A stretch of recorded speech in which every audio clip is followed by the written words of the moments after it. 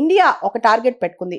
UPI ద్వారా per day 1 billion transactions చేయాలని చెప్పి భారతదేశం ఒక టార్గెట్ కూడా పెట్టుకుందనమాట.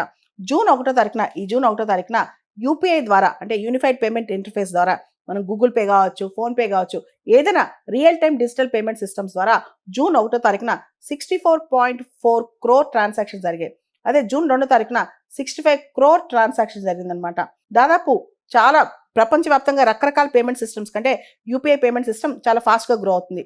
ప్రపంచంలో యూపీఐ అంటే యాక్సెప్ట్ చేసిన కంట్రీస్, మన యూపీఐ వ్యాలిడ్ అయిన countries Bhutan, France, Nepal, Sri Lanka, Singapore, Mauritius, UAE ఈ దేశాలన్నీ కూడా యూపీఐ పేమెంట్ సిస్టమ్ని యాక్సెప్ట్ చేస్తాయి. అదేవిధంగా యూపీఐ యూనిఫైడ్ పేమెంట్ సిస్టమ్ అనేది వన్ వరల్డ్ అనే కాన్సెప్ట్ ముందుకు తీసుకెళ్తుంది. ఫారెన్ టూరిస్ట్స్ ఎవరైనా భారతదేశానికి వచ్చినప్పుడు వాళ్ళు కేవైసీ వెరిఫికేషన్ చేసుకోగానే వాళ్ళు కూడా ఈజీగా వన్ వరల్డ్ యాప్ని, యూపీఐ యాప్ని ఈజీగా వాళ్ళు యాక్సెస్ చేయొచ్చు అనమాట.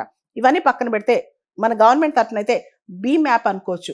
అది కూడా ఒక యూపీఐకి బెస్ట్ ఎగ్జాంపుల్. దాంతోపాటు గూగుల్ పే, ఫోన్పే ఏదైతే రీటైల్ పేమెంట్స్ ఉన్నాయో చిన్న రూపాయి నుంచి పెద్ద పేమెంట్స్ వరకు మన బ్యాంక్ అకౌంట్ డీటెయిల్స్ డైరెక్ట్గా ప్రతి ఒక్కరికి చెప్పకుండా ఆల్రెడీ మన బ్యాంక్ అకౌంట్ అంతా లింక్ అయి ఉంటుంది కాబట్టి ఈజీగా ట్రాన్సాక్షన్ అనమాట, రియల్ టైం ట్రాన్సాక్షన్స్ చేసుకోవచ్చు యూపీఐ ద్వారా. యూపీఐ యూసేజ్ అనేది భారతదేశంలో గణనీయంగా పెరిగిందని చెప్పాలి.